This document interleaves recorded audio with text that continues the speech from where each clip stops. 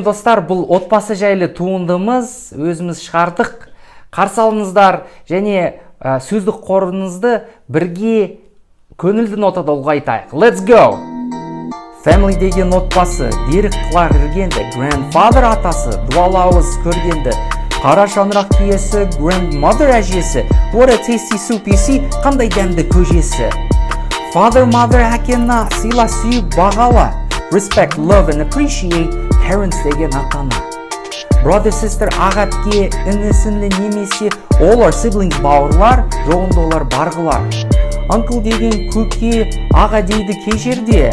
Aunt дегенім әпке, Алматыда ол тәте. Cousin деген бөлем, бөлем үшін өлем. Көкемнің де балалары маған cousin дерем. They're members of family, толы болса да әрбір үй. Бақ береке бірлікке, орнасын тек құрмет, сый.